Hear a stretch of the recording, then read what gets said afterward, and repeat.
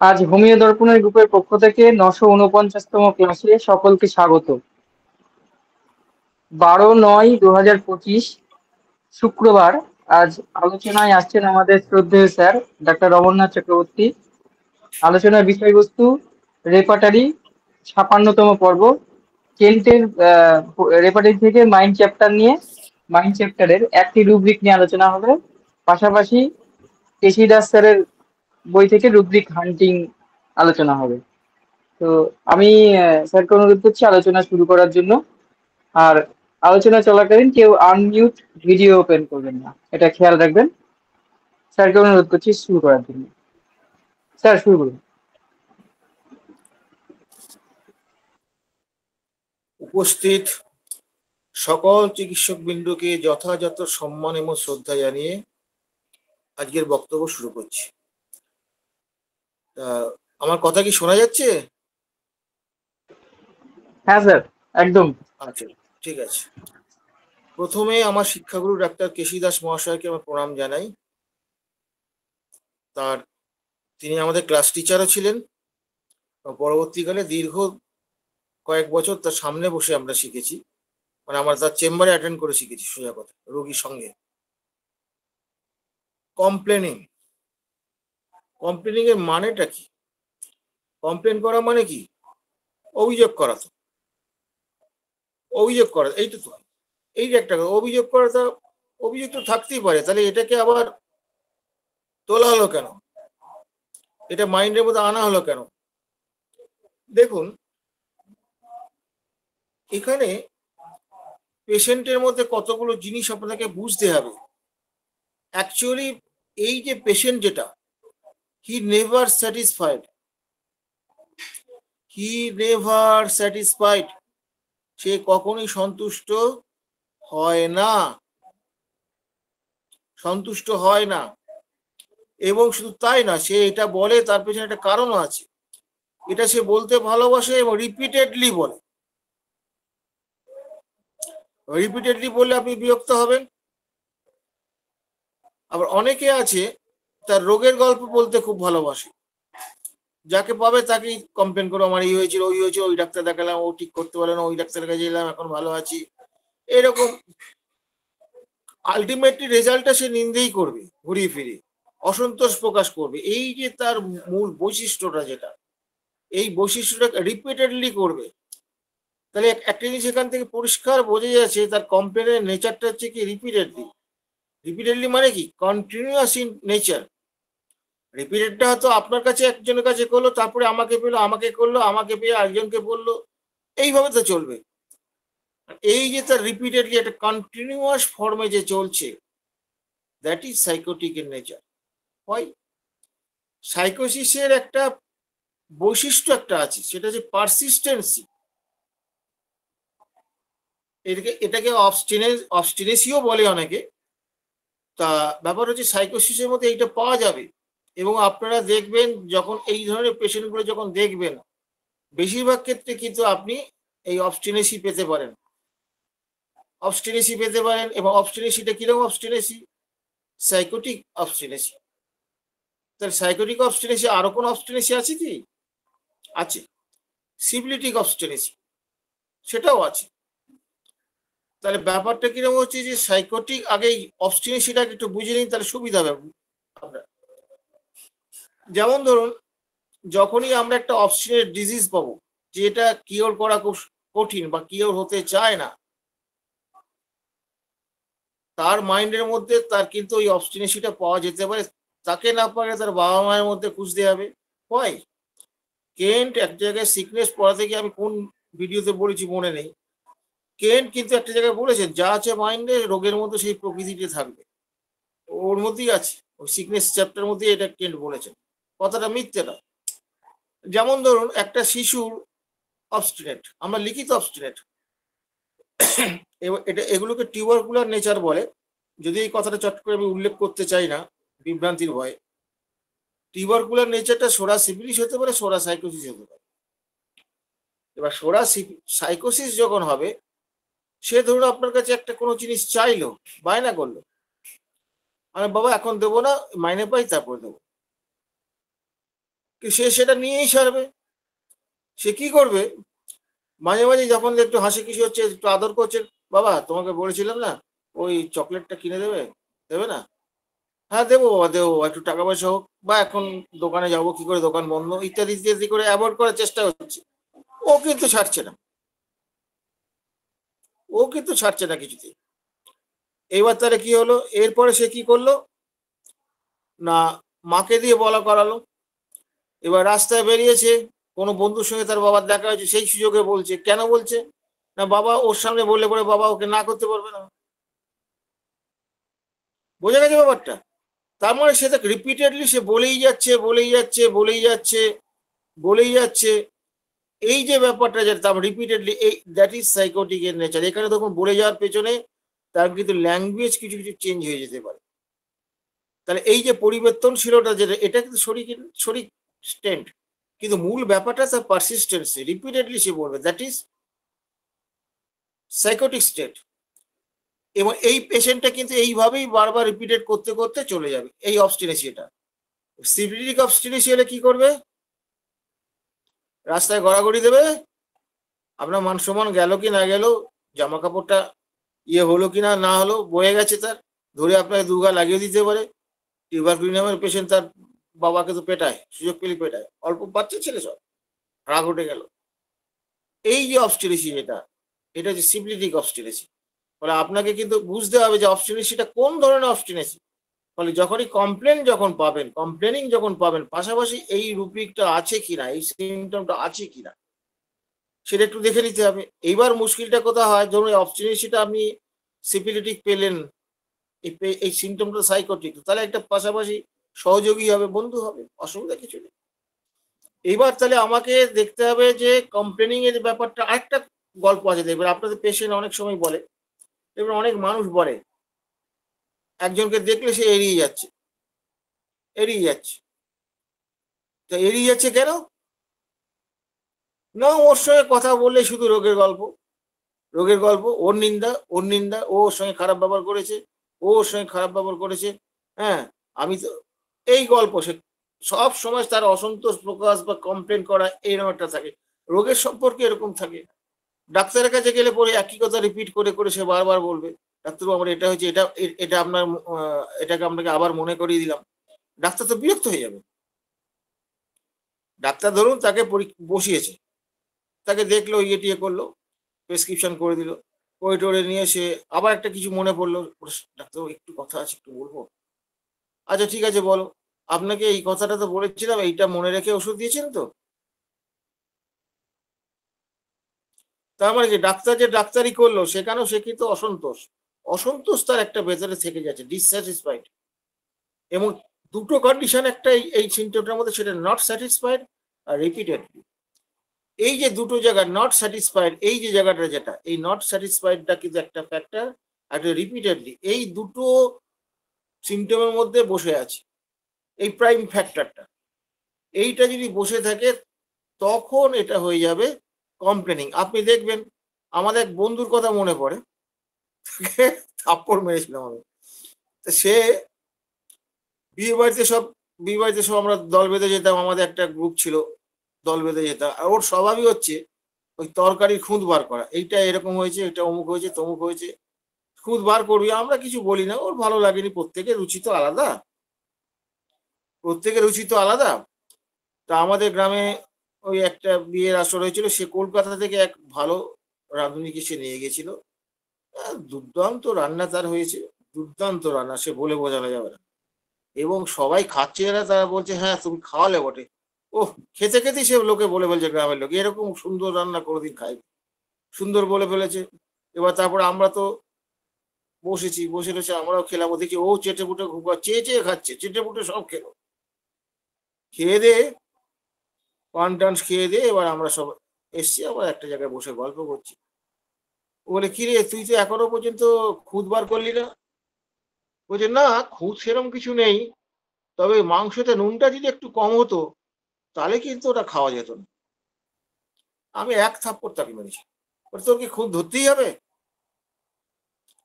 এই হচ্ছে ওর স্বভাব। এইবার ব্যাপারটা হচ্ছে, পেশেন্টটা কিন্তু পেশেন্টটা কিন্তু অ্যাকচুয়ালি এটা থেকে মনে হতে পারে সেন্সরিয়াস থাকে, তো ছিদ্রান্বেষী, অন্যের ইয়ে করে, অন্যের কি করে, অন্যের ভুল ধরে বা এই ধরে, এই সেন্সরিয়াস। সেখানে কিন্তু একটা ব্যাপার আছে, সেই যে ভুল ধরার পেছনে সেখানে কিন্তু তাকে ছোট করার উদ্দেশ্য, সেখানে তার ছোট করার উদ্দেশ্য থাকে। এই ভুল ধরার পেছনে ছোট করার উদ্দেশ্য থাকে। যেমন ব্যাপার হচ্ছে যে স্বামী স্ত্রীর ভুল ধরেই যায়, এটা ঠিক মতো করতে পারেনি, রান্নাটা ঠিক মতো করতে পারেনি, এইখানে তার একটা দাপট থাকে। সেখানে একটা তাকে দমনমূলক ব্যবস্থা হিসেবে সেটা করে। শাশুড়ি বউয়ের মধ্যে এরকম লেগে থাকে এবং সে শুধু খুঁত ধরে যাবে, খুঁত ধরাই তার কাজ। সে কিন্তু ভালো কিছু দেখতে পারে না, খুঁত বার করবেই করবে, এটা অন্য জিনিস। আর কমপ্লেইং এর ক্ষেত্রে ব্যাপার হচ্ছে এখানে মূল কথা সে হচ্ছে অসন্তুষ্ট।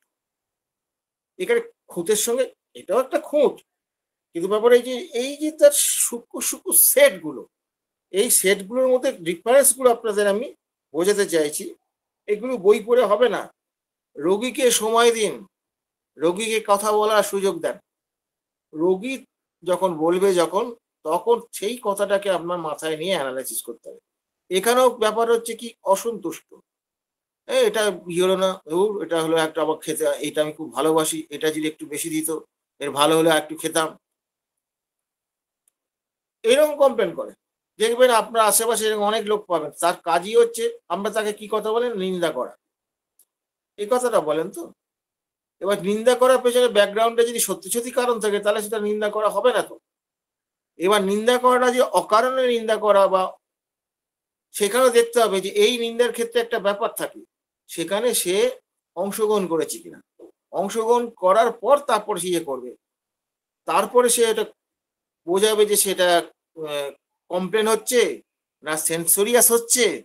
সেন্সোরিয়াসটা সাধারণত রিলেটেড পার্সনের মধ্যে, যেমন স্বামী স্ত্রীর মধ্যে হতে পারে, পরিবারের মধ্যে হতে থাকে।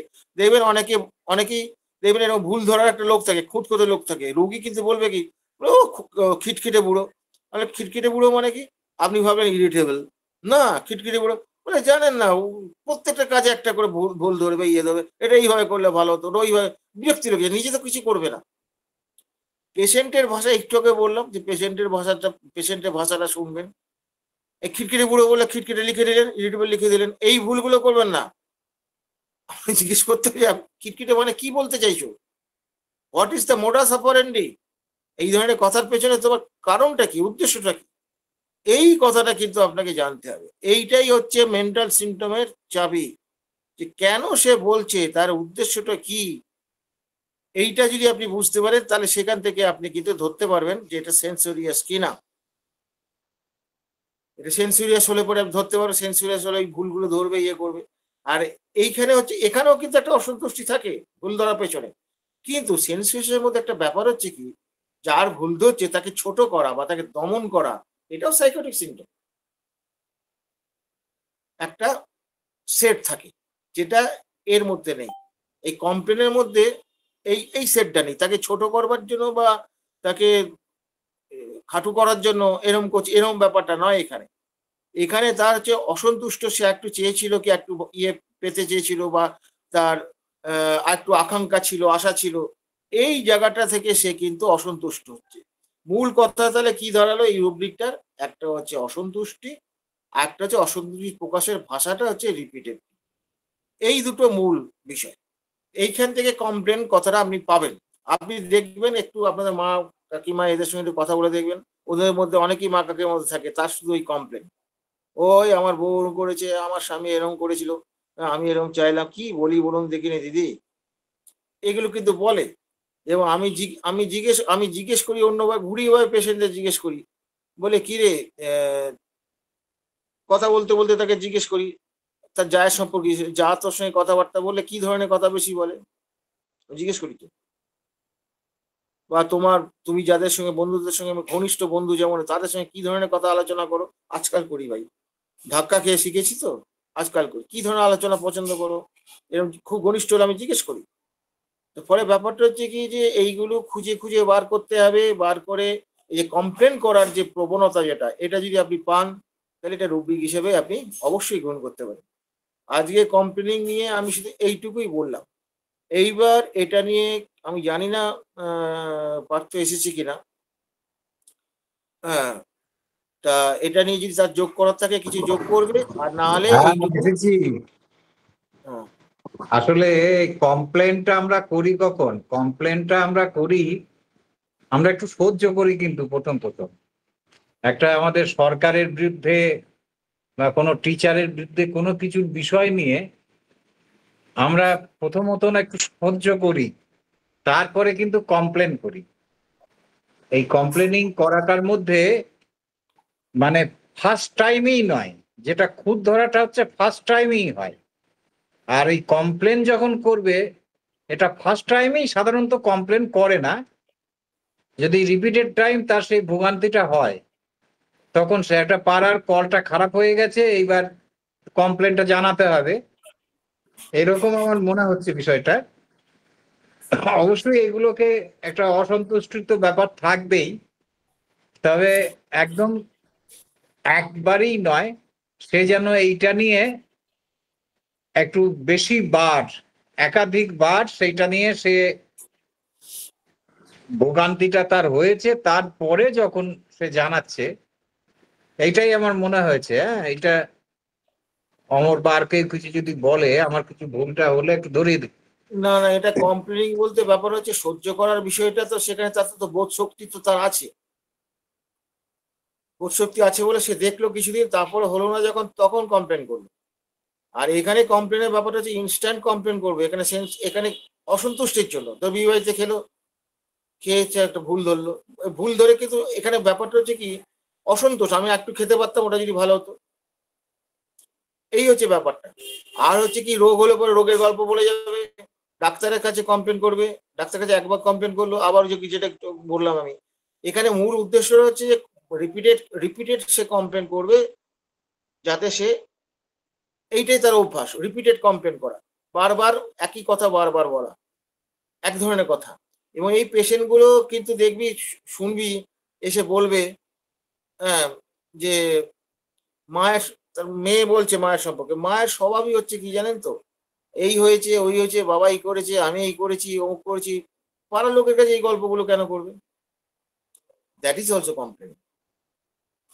এটা মেয়েদের কাছ থেকে শুনেছি, তো তার মেয়ের কাছ থেকে শুনেছি, কি তার ছেলের কাছ থেকে শুনেছি, মায়ের এই স্বভাবটা খুব বাজে। আমি ভাবলাম সেন্সুরিয়াস, না সেন্সুরিয়াস না, এটা তার স্বভাব। খোঁজ নিয়ে নিয়ে দেখা গেল তার মধ্যে একটা অসন্তোষ কাজ করেই চলেছে, এবং সেটা কিন্তু ইনস্ট্যান্টই করে। ওটা সহ্য করে তারপর করে, এরকম ব্যাপারটা সহ্য করে, ধর তুই করলি আমি করলাম, আমাদের মধ্যে একটা বোধ শক্তি আছে। আমরা এবার বোধ শক্তির উপর নির্ভর করছে তুই কতটা সহ্য করবি। আর এদের ব্যাপারটা হচ্ছে কি নিন্দে করা, পরনিন্দা পরচর্চা, এই টাইপের ব্যাপারটা, নিন্দে করা, এইটা হচ্ছে এদের মূল বিষয় কিন্তু। এবং সেটা পারসিস্টেন্টলি করবে। এই পেশেন্ট পাওয়া যায় তো, পেশেন্ট পাওয়া যায়, অনেক পেশেন্ট আছে। রুগী দেখতে শুরু করলাম, সে কি করছে, বিভিন্ন ডাক্তারের সম্মুখে নিন্দে করে যাচ্ছে। সে বলছে কিন্তু, বলতে অমুক ডাক্তার দেখেছিল, অমুক এই করেছিল, ওই করেছিল, তমুক করেছিল, কথাটা একটু ঘুরিয়ে দিলাম। ওই কথাগুলো তো শুনে আমার লাভ নাই। বারবার যদি রিপিটেডলি যদি করতে থাকে একটা ডাক্তারের সম্পর্কে, সেখানে দুটো ঘটনা ঘটতে পারে। এক হতে পারে সে কমপ্লেন করছে, আরেক হতে পারে তার ডাক্তার চেঞ্জ করার বাতিক আছে। সেটা আবার অন্য জিনিস হয়ে যাবে, সেটা আবার অন্য রুব্রিকে চলে যাবো। তাহলে এই যে মোডাস অপারেন্ডি যেটা, এইটাকে দেখে আইডেন্টিফাই করতে হয়, ফিক্সড কিছু নেই, ফিক্সড বলে কিছু হয় না। আচ্ছা, আমি এইটুকু কি বোঝাতে পারলাম?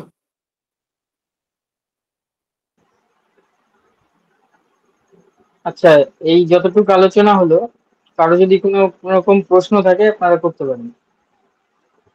এই রুব্রিকটা নিয়ে কারো যদি কোনো প্রশ্ন থাকে করুন।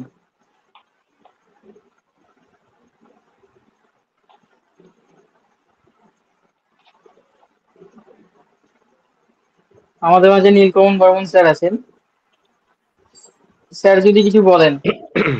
না ভাই, কিছু বলার নেই, শুনছি, খুব মন দিয়ে শুনছি এবং পার্থক্যগুলো খুব বোঝার চেষ্টা করছি এবং রুগীগুলোকে ভাবছি স্যার যেটা বললেন যে সেই জায়গাগুলো উপলব্ধি করছে, তো কিছু বলার নেই। এই জায়গাগুলো খুব মন দিয়ে উপলব্ধি করতে হবে, আবার পরের দিন ডিকশনারি খুলে দেখতে হবে। আমি যে সকল রুগীগুলোকে ওই ধরনের ওষুধ দিয়েছি সেটা দেখলাম লাইকোপোডিয়াম, ভ্যাটলাম, অরাম এর মধ্যে। তো তারা ঠিক কোন মায়াজম, কোন নেচার, এগুলো জাস্ট উপলব্ধি, এখানে আর জটিলতা বাড়তে চাই না। স্যার যেটা বলছেন শুনছি, শোনার পরে আবার শুনবো, আবার শুনবো, আবার শুনবো, কিন্তু কখনো এই জায়গাকে জটিল করব না। উপলব্ধির জায়গা স্যার। ওকে, দীপেন। আচ্ছা, ধন্যবাদ স্যার। আমাদের মাঝে স্বপন ভুঁইয়া স্যার উপস্থিত আছেন। স্যার যদি কিছু বলেন। স্বপন ভুঁইয়া স্যার।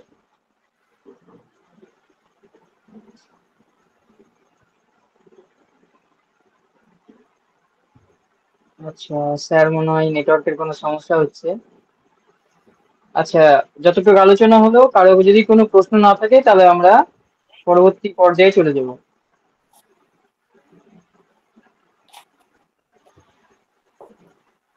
স্যার প্রশ্ন নাই। স্যার আপনি শুরু করুন। ঠিক আছে, এবার আমরা দ্বিতীয় পার্টে চলে যাচ্ছি। আমার স্যার ডাক্তার কেশি দাসের বই থেকে এটা আমি আলোচনা করে থাকি।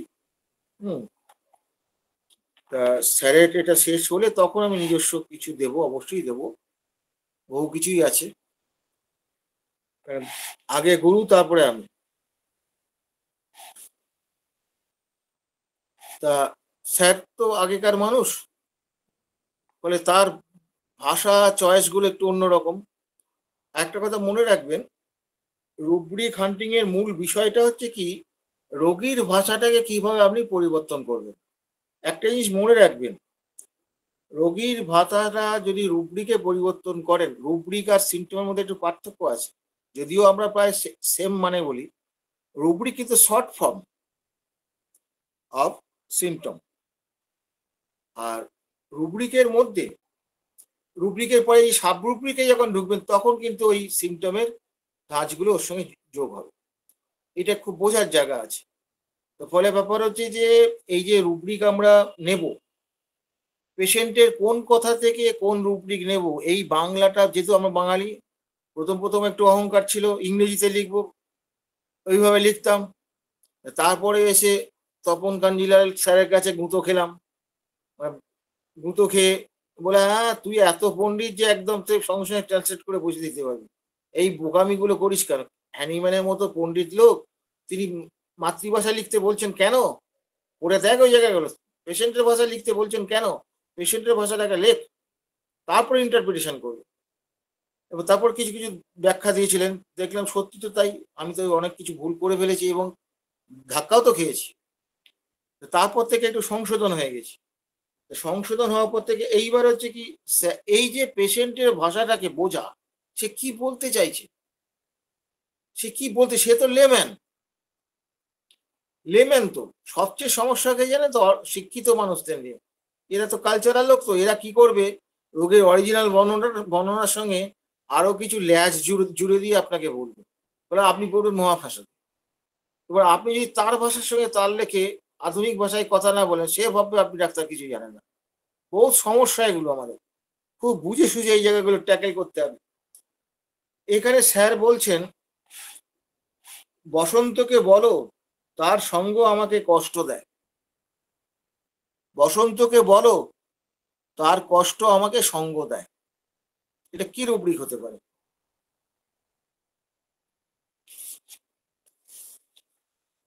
এরই ওয়ান, যে কেউ বলতে পারে, অংশগ্রহণ করাতে কোনো অসুবিধা তো নেই।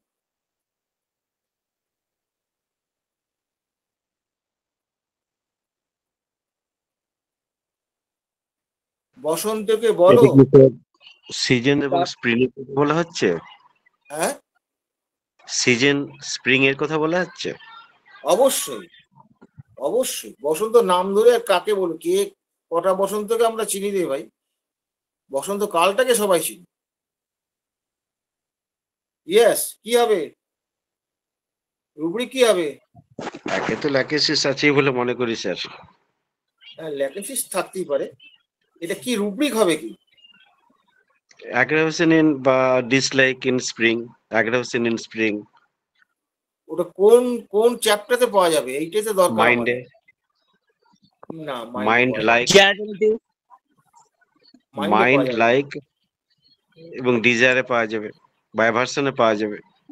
না, আমাদের কেন্টের বই নেই তো। স্যার জেনারেটিক্স পাওয়া যাবে। ইয়েস, জেনারেলিস্টে কোথায় পাওয়া যাবে? স্যার তো বলে দিয়েছেন। জি এই সিজনাল যে প্রবলেম গুলো যেখানে পাওয়া যায় বসন্তকাল সেটা সময় ইংরেজি কি? স্যার ইংলিশটা মনে আসতেছে না। সর্বনাশ করেছে, ইংরেজি না জানে তো মুশকিল। Spring. Generalities spring spring in aggravation spring in 1403 পাতা একটা আছে। হ্যাঁ স্প্রিং।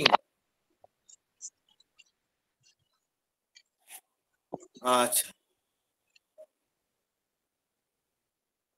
এবার স্যার কি বলছেন, খুব খুব সুন্দর স্যারের বলার ইয়েটা। মিষ্টিকে বলো তার মিষ্টি স্বভাব আমার ভালো লাগে। কনোটেশনটা বোঝার চেষ্টা করো, প্রত্যেকটা পেশেন্টের ভাষার কনোটেশনটা বুঝতে হবে। মনে রাখবেন যে হোমিওপ্যাথিক সিমটম কালেকশনটা যেটা তিনি বলছেন সেটা নয়, সেটার ভেতরে কি আছে সেইটাকে উপলব্ধি করার চেষ্টা করতে হবে। এই জন্যই তো হোমিওপ্যাথি এত কঠিন। মিষ্টিকে বলো তার স্বভাব আমার ভালো লাগে, স্বভাব বলছে কিন্তু মনে থাকে যেন। মিষ্টিকে বলো তার মিষ্টি স্বভাব আমার ভালো লাগে। স্যার এটা স্টোমাকে পাওয়া যাবে? স্বভাবটা কি স্টমাকে থাকে? না স্যার তার মিষ্টি খেতে ভাল লাগা, মিষ্টি ধরনের জিনিসগুলো খাওয়া তো দাওয়া তো বলেনি। এগুলো স্টোমাকে। আপনি আবার কথাটা শুনুন, মিষ্টিকে বলো তার মিষ্টি স্বভাব আমার ভালো লাগে। তাহলে স্যার মাইন্ডে পাওয়া যাবে, বিহেভিয়ার। এবার বিহেভিয়ারে কোনটা হবে, মাইন্ডের কোন রুব্রিকটা হবে? মিষ্টি স্বভাব জি কি রুব্রিক হবে?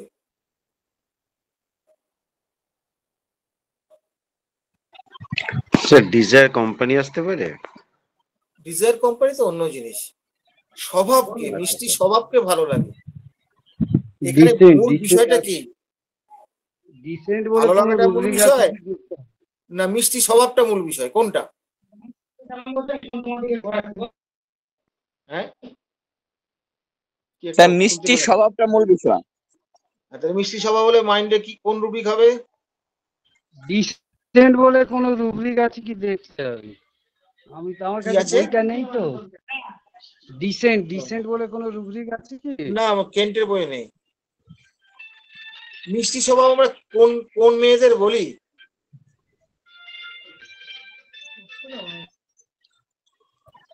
পালস।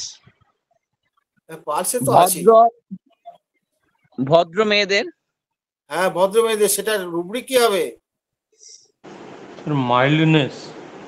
Yes mildness. জেন্টেলনেসও আছে। রেপার্টারির ভাষাটা বলতে হবে, রেপার্টারি শিখছি। কেন্টের বই অন্য কোনো বই নয়, অথেন্টিক বই, এটাকে বাদ দিয়ে আমি কিছু করতে পারবো না। তাহলে এটা হলো মাইল্ডনেস। কত পাতা?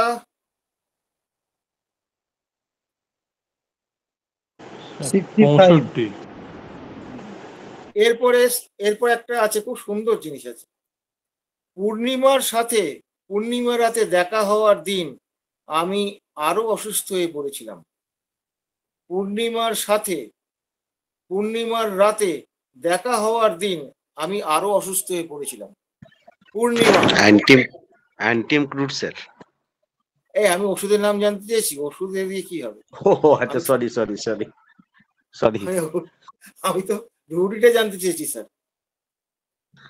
হ্যাঁ, অ্যাগ্রাভেশন ইন মুনলাইট। এটা হলো এটা কোথা থেকে বলছে, যে কোন চ্যাপ্টার থেকে বলছে? 1374 পেজে আছে। আর কোন জায়গায় নেই?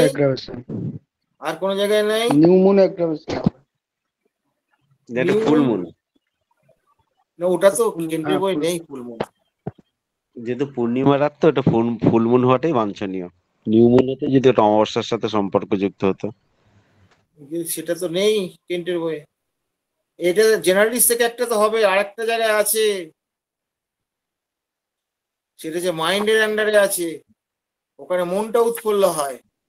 আর জেনারেটিক্সের ক্ষেত্রে তো ফিজিক্যালি অসুস্থ হয়ে পড়ে। এইটা হচ্ছে পার্থক্য। ওখানে মুন লাইট অ্যাগ্রাভেশন আছে, ওটা হচ্ছে 68 পাতা।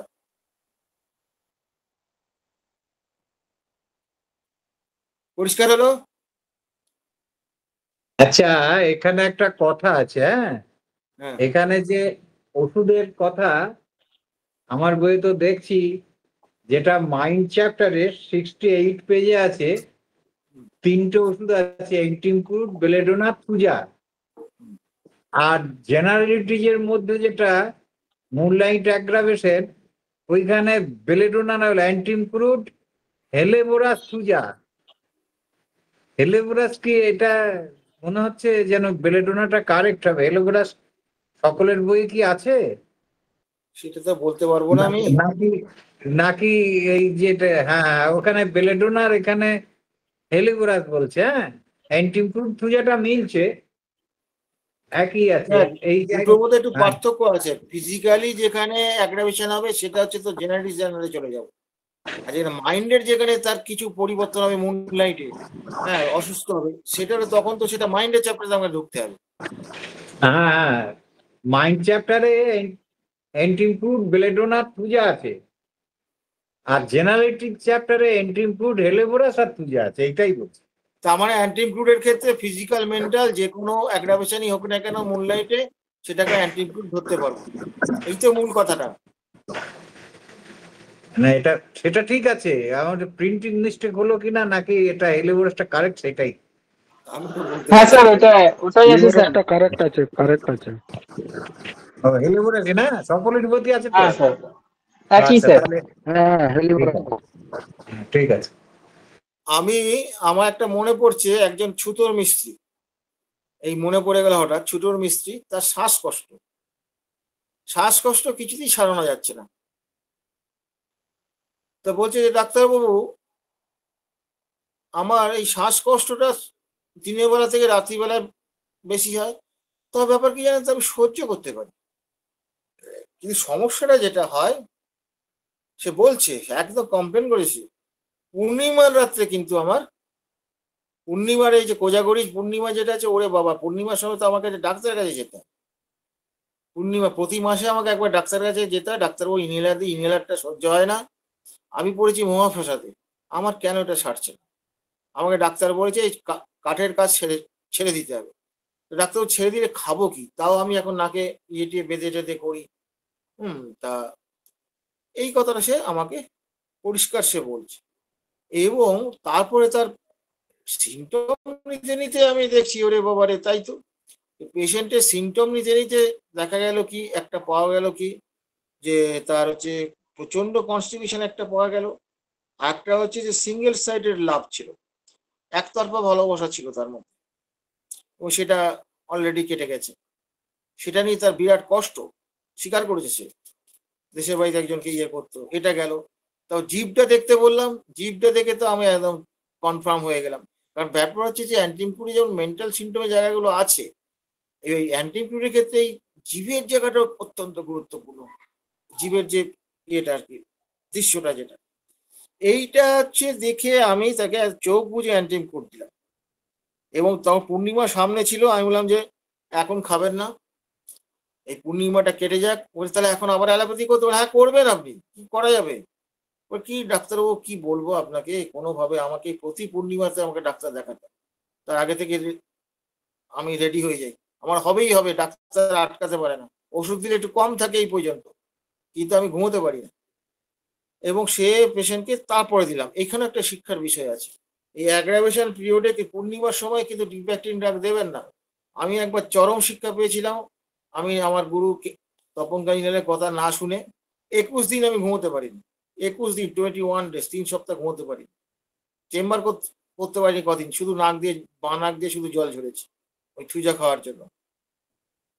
এরকম একটা পরিস্থিতি আমার হয়েছিল। আমি ওই জন্য এই ডিপ্যাক্টিং ড্রাগ গুলো, বিশেষ করে যদি সেগুলো ইয়ে থাকে, কি বলে, এই চাঁদের সঙ্গে সম্পর্ক থাকে, ওরে বাবারে, আমি তো জিজ্ঞেস করি যে আমার অবস্থায় পূর্ণিমা আছে কিনা সামনে। হ্যাঁ, বিশেষ করে তার বাত পাতের কেসগুলো তো করবোই আমি, কিন্তু আমি জিজ্ঞেস করি জিজ্ঞেস না করে দেই না, কারণ ব্যাপার হচ্ছে আমি আরো কতগুলো এরকম মায়ের সাথে জিজ্ঞেস না করে দিয়ে ফেলেছি, অ্যাগ্রাভেশন হয়েছে। ফলে এইগুলো একটু খুব বোঝার জায়গা, যে ওষুধটা আমি কখন দেব, কি অবস্থায় দেব, এগুলো একটু বুঝতে হয়। যেমন জ্বরে, ম্যালেরিয়া জ্বরে আমি চিকিৎসা করছি, যে সময়টা তার মানে এক্সট্রিম পর্যায়ে যাবে সেই সময় ওষুধ দেওয়া যাবে না। যখন তার কমতে শুরু করে, একটা সময়ের পর থেকে তার লাইসিস হতে কমতে শুরু করে, তখন আপনি দেবেন। আর ওটা আগে ওটার সময়টা দিলে হবে না, দিলে খুব বিপদ হয়ে যেতে পারে। ফলে এইগুলো আমাদের একটু মাথায় রাখতে হবে, মাথায় রেখে আমাদের এগোতে হবে। এরপরে কি আছে দেখুন, এটা খুব ভালো করে খেয়াল করে দেখুন। এখন ভালো আছি, সে যেন দুশ্চিন্তা না করে, এটা কি হবে?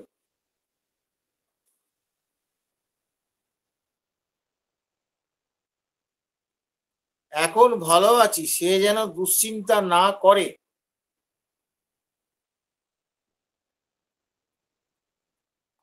বাংলা তো বলেই দিচ্ছি, ইংরেজি করে নিলেই তো হয়ে যাবে।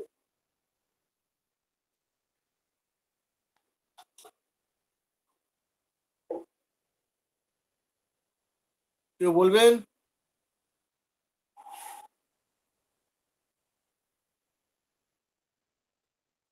মাইন্ডে হবে স্যার, হ্যাঁ, মাইন্ডে হবে। মাইন্ড দিতে হবে। দুশ্চিন্তা, দুশ্চিন্তা তো অন্য জায়গায় হয় না কারো। কি হবে? না, Anyone? পকেটে দুশ্চিন্তা হয়। আরে তুই বলছিস কেন? এই আমি জুনিয়র তো ছেলেটা মজা বলছে। করছি। এখন ভালো আছি, সে যেন দুশ্চিন্তা না করে। আরে দুশ্চিন্তা ইংরেজিটা কে বলুন না, তাহলেও তো হয়ে যাবে। কে একজন দিয়েছে অমিয় দর্পণ, এটা মনে হয় এটা দীপেনের কাজ কিনা কে জানে। ও মিলন ব্যানার্জি, হ্যাঁ, হাত তুলেছেন। হ্যাঁ, বলুন বলুন স্যার। বলুন, আপনাকে অনুরোধ করা হয়েছে। তো কিছু বলছেন না।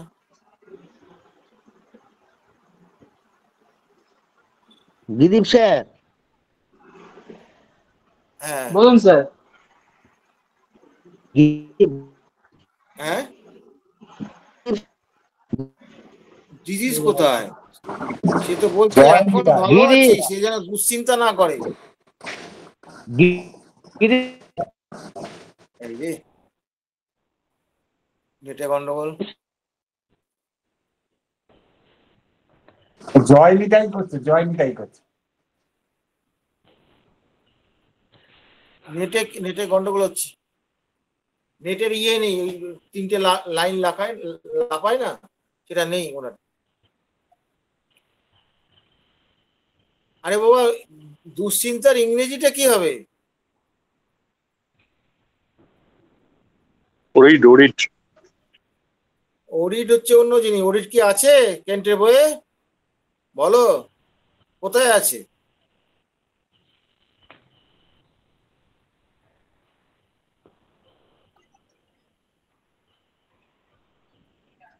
আর কি হবে? ওরিড মনে হচ্ছে আতঙ্কগ্রস্ত, ওই অ্যাংজাইটির একটা রূপ, ওটা আলাদা কিছু নয় ওটা।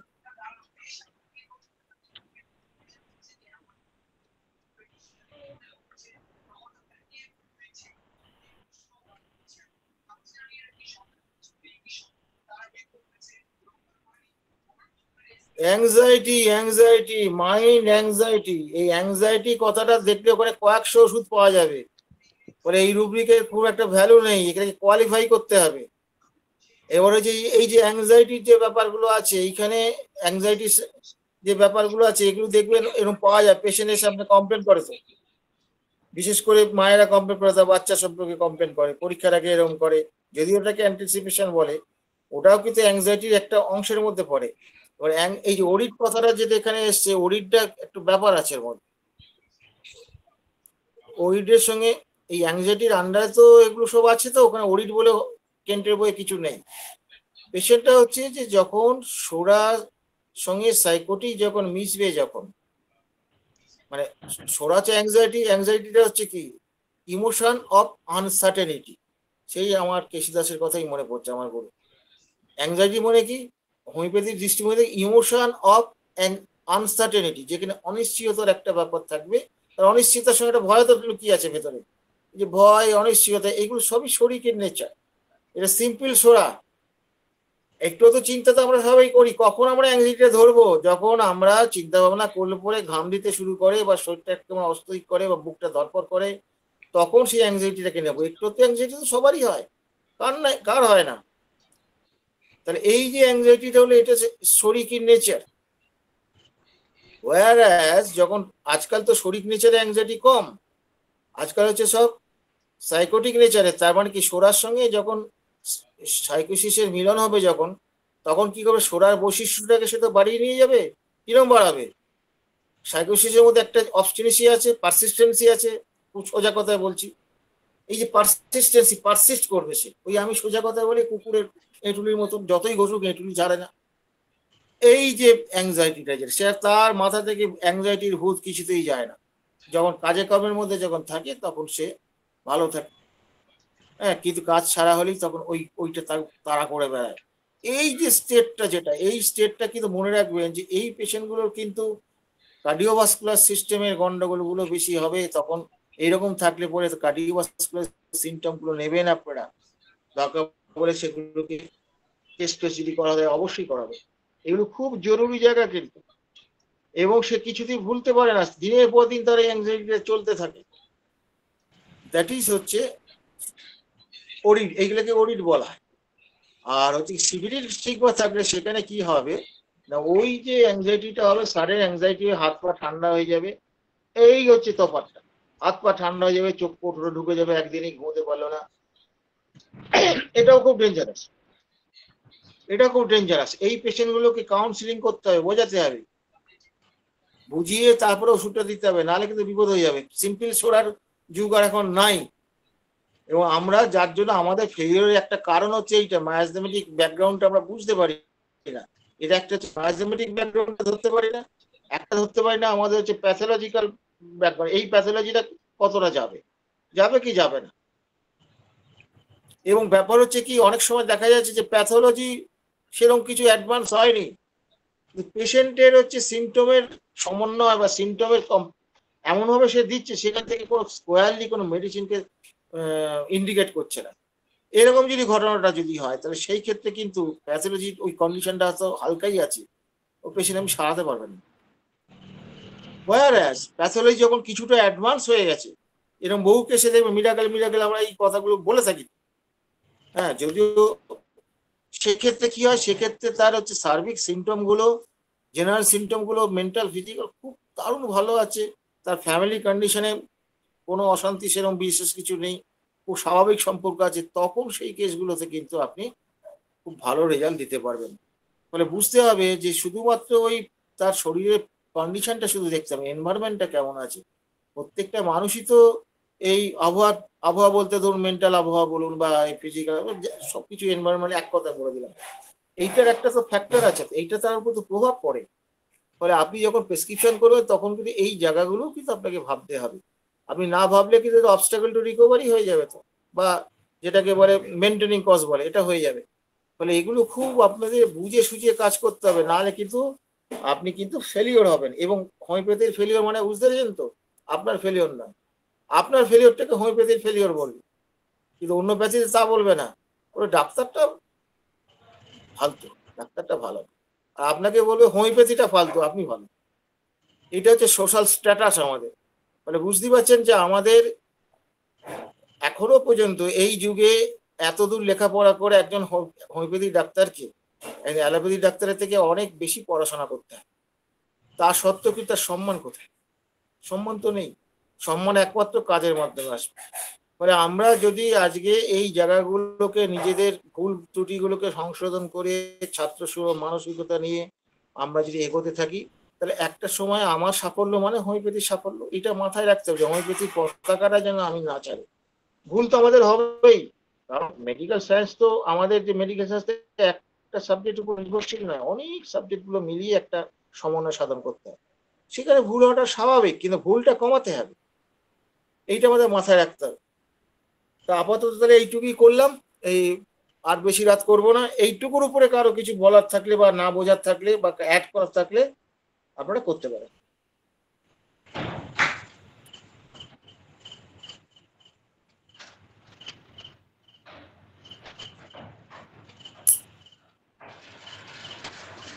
এইটুকুর উপরে কেউ কিছু করবেন?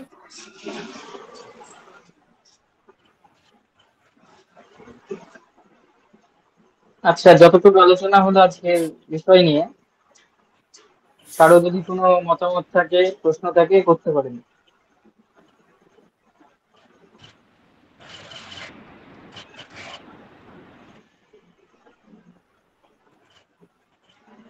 এখানে একজন আনমিউট হয়েছেন, কিন্তু নেটওয়ার্কের সমস্যার জন্য হচ্ছে না হয়তো। আচ্ছা, কারো কারো কোনো প্রশ্ন? কারো কোনো প্রশ্ন নেই?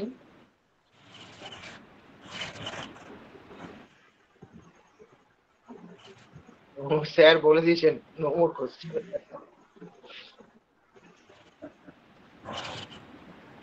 স্যার আজকে প্রথম থেকেই আছেন আমাদের। এটা আমাদের সৌভাগ্য, মানে আমার সৌভাগ্য আর কি। না স্যার, এভাবে বলবেন না। উপকৃত হয়েছি আমরা এবং আমি। ভালো লাগলো স্যার। শুভরাত্রি, কালকে দেখা হবে।